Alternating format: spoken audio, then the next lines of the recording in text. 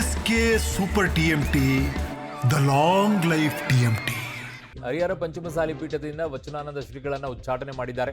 Swamiji ಕಿರುಕುಳಕ್ಕೆ video ಸಾಕ್ಷಿಯನ್ನ ಈಗ ಟ್ರಸ್ಟ್ನ ಸದಸ್ಯರು ಕೊಟ್ಟಿದ್ದಾರೆ.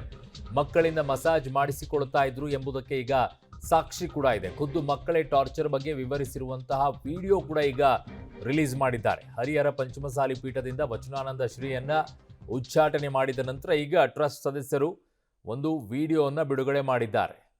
ಸ್ವಾಮೀಜಿಗಳು ಹೊಡೆಯೋದು ಬಡಿಯೋದು ಮಾಡಕ್ಕಂತರು. ಆಮೇಲೆ ದಾಸೋಹಕ್ಕೆ ಕೂಡ ಹಾಕಿದ್ರು ಸ್ವಾಮೀಜಿಗಳು. ನಾವು ನಮ್ಮ ತಾಯಿಗೆ ಇದ್ವಿ, ಮಠ ಸ್ವಾಮೀಜಿಗಳು ಹೊಡ್ಯಾಕಂತಾರಂತೆ. ಆಮೇಲೆ ನಮ್ಮ ತಾಯಿಗಳು ಊರಿಗೆ ಕರ್ಕೊಂಡು ಬಂದರು. ಕಾರಣ ವಚನಾನಂದ ಸ್ವಾಮೀಜಿ. ವಚನಾನಂದ ಸ್ವಾಮೀಜಿ ಅವರು ತಮ್ಮ ವೈಯಕ್ತಿಕ ಕೆಲಸಗಳಿಗೆ ನಮ್ಮನ್ನು ದುರುಪಯೋಗ ಪಡಿಸಿಕೊಂಡರು. ಅವರು ತಮ್ಮ ವೈಯಕ್ತಿಕ ಕೆಲಸಗಳೆಂದರೆ ಮಸಾಜ್ ಮಾಡೋದು, ಬಟ್ಟೆ ಒಗೆಯುವುದು, ಹೀಗೆ ಮುಂತಾದ ಕೆಲಸಗಳಿಗೆ ನಮ್ಮನ್ನು ಬಳಸಿಕೊಂಡರು. ಹಾಗೆ ಮತ್ತು ನಾವು ಕಾಲೇಜಿಗೆ ಹೋಗ್ತೇವೆ ಅಂದರೆ ನಮಗೆ ಏನು ನಮ್ಮ ಮಂದಿಗೆ ಏನು ಕೆಲಸ ಸಿಗಲ್ಲ ಅಂತಂದು ಅವಾಚ್ಯ ಶಬ್ದಗಳಿಂದ ನಮಗೆ ಬೈದರು. ಹಾಗಾಗಿ ಇವರು ಸ್ವಾಮೀಜಿಯವರು ನಮಗೆ ಕಾಲೇಜ್ ಹೋಗೋಕ್ಕೆ ಬಿಡದೇ ಇದ್ದರಿಂದ ನಮಗೆ ಶಿಕ್ಷಣವು ಕುಂಠಿತಗೊಂಡಿದೆ. ಇದನ್ನು ನನ್ನ ಸ್ವ ಇಚ್ಛೆಯಿಂದ ಹೇಳಿದ್ದೇನೆ. ನನ್ನ ಶಿಕ್ಷಣವು ಕುಂಠಿತಗೊಳ್ಳಲು ವಚನಾನಂದ ಸ್ವಾಮೀಜಿಯವರೇ ಕಾರಣ. ಸ್ವಾಮೀಜಿಗಳು ಹೊಡೆಯೋದು ಬಡಿಯೋದು ಮಾಡಕ್ಕಂತರು. ಆಮೇಲೆ ದಾಸೋಹಕ್ಕೆ ಕೂಡ ಹಾಕಿದ್ರು ಸ್ವಾಮೀಜಿಗಳು. ನಾವು ನಮ್ಮ ತಾಯಿಗೆ ಇದ್ವಿ, ಮಠ ಸ್ವಾಮೀಜಿಗಳು ಹೊಡ್ಯಾಕಂತಾರಂತೆ. ಆಮೇಲೆ ನಮ್ಮ ತಾಯಿಗಳು ಊರಿಗೆ ಕರ್ಕೊಂಡು ಬಂದರು. ಕಾರಣ ವಚನಾನಂದ ಸ್ವಾಮೀಜಿ. ವಚನಾನಂದ ಸ್ವಾಮೀಜಿ ಅವರು ತಮ್ಮ ವೈಯಕ್ತಿಕ ಕೆಲಸಗಳಿಗೆ ನಮ್ಮನ್ನು ದುರುಪಯೋಗ ಪಡಿಸಿಕೊಂಡರು. ಅವರು ತಮ್ಮ ವೈಯಕ್ತಿಕ ಕೆಲಸಗಳೆಂದರೆ ಮಸಾಜ್ ಮಾಡೋದು, ಬಟ್ಟೆ ಒಗೆಯುವುದು, ಹೀಗೆ ಮುಂತಾದ ಕೆಲಸಗಳಿಗೆ ನಮ್ಮನ್ನು ಬಳಸಿಕೊಂಡರು. ಹಾಗೆ ಮತ್ತು ನಾವು ಕಾಲೇಜಿಗೆ ಹೋಗ್ತೇವೆ ಅಂದರೆ ನಮಗೆ ಏನು ನಮ್ಮ ಮಂದಿಗೆ ಏನು ಕೆಲಸ ಸಿಗಲ್ಲ ಅಂತಂದು ಅವಾಚ್ಯ ಶಬ್ದಗಳಿಂದ ನಮಗೆ ಬೈದರು. ಹಾಗಾಗಿ ಇವರು ಸ್ವಾಮೀಜಿಯವರು ನಮಗೆ ಕಾಲೇಜ್ ಹೋಗೋಕ್ಕೆ ಬಿಡದೇ ಇದ್ದರಿಂದ ನಮಗೆ ಶಿಕ್ಷಣವು ಕುಂಠಿತಗೊಂಡಿದೆ. ಇದನ್ನು ನನ್ನ ಸ್ವ ಇಚ್ಛೆಯಿಂದ ಹೇಳಿದ್ದೇನೆ. ನನ್ನ ಶಿಕ್ಷಣವು ಕುಂಠಿತಗೊಳ್ಳಲು ವಚನಾನಂದ ಸ್ವಾಮೀಜಿಯವರೇ ಕಾರಣ. ಒಂದು ಬರೆದು ಕೊಟ್ಟು ಹೇಳಿಕೆಯನ್ನ ಕೊಟ್ಟ ರೀತಿಯಲ್ಲಿ ಕಾಣಿಸುತ್ತೆ. ಸ್ಟೇಟ್ಮೆಂಟ್ಗಳು ಇಲ್ಲಿ ಈ ರೀತಿಯಾಗಿ ವಿಡಿಯೋ ಸಾಕ್ಷಿಗಳಾಗಿ ಕೊಟ್ಟರೆ ಅದಾಗೋದಿಲ್ಲ. ನಾಳೆ ಇದು ಪೋಕ್ಸೋ ಕೇಸ್ ಆಗುತ್ತೆ.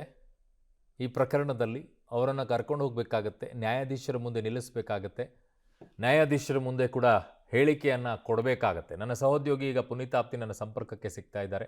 ಪುನೀತ್, ಈಗ ಈ ಪ್ರಕರಣದಲ್ಲಿ ಪ್ರಮುಖವಾಗಿ ಈ ವಿಡಿಯೋವನ್ನು ಮಾಡಿಬಿಟ್ಟು ಸಾಕ್ಷ್ಯಗಳನ್ನು ಕೊಟ್ಬಿಟ್ರೆ ಆಗೋದಿಲ್ಲ. ಯಾಕಂದರೆ ಪೋಕ್ಸೋ ಕೇಸ್ ಇವತ್ತೆಲ್ಲ ನಾಳೆ ಈ ಕೇಸ್ ಆಗಲೇಬೇಕಾಗತ್ತೆ, ಅದನ್ನು ಫೇಸ್ ಮಾಡಲೇಬೇಕಾಗತ್ತೆ. ಮುಚ್ಚಿಟ್ಟಂತಹ ಟ್ರಸ್ಟಿಗಳು ಕೂಡ ಇದರ ಆರೋಪಿ ಸ್ಥಾನದಲ್ಲಿ ನಿಂತ್ಕೊಳ್ತಾರೆ. ನೀವು ಹೆಂಗೆ ಮುಚ್ಚಿಟ್ರಿ ನಿಮಗೆ ಗೊತ್ತಾದರೂ ಕೂಡ ಅಂತ ಹೇಳಿ ಅವರನ್ನು ಆರೋಪಿ ಮಾಡ್ತಾರೆ. ಬಟ್ ನ್ಯಾಯಾಧೀಶರ ಮುಂದೆ ಈಗ ಹೋಗುವಂಥ ಕೆಲಸ ಯಾಕಾಗ್ತಿಲ್ಲ? ಖಂಡಿತವಾಗ್ಲೂ ನೀನು ದಾವಣಗೆರೆಯ ಹರಿಹರ ತಾಲೂಕಿನ ಪಂಚಮಸಾಲಿ ಪೀಠದಲ್ಲಿ ನಿನ್ನೆ ವಚನಾನಂದ ಸ್ವಾಮೀಜಿಗಳು ಕೂಡ ಪದಚ್ಯುತಿ ಮಾಡಿದ್ರು ಟ್ರಸ್ಟಿಗಳು. ಆದರೆ ಅದಾದ ನಂತರದಲ್ಲಿ ಟ್ರಸ್ಟಿಗಳು ಒಂದು ಗಂಭೀರವಾದಂತಹ ಆರೋಪ ಕೂಡ ಮಾಡ್ತಾ ಇದ್ರು.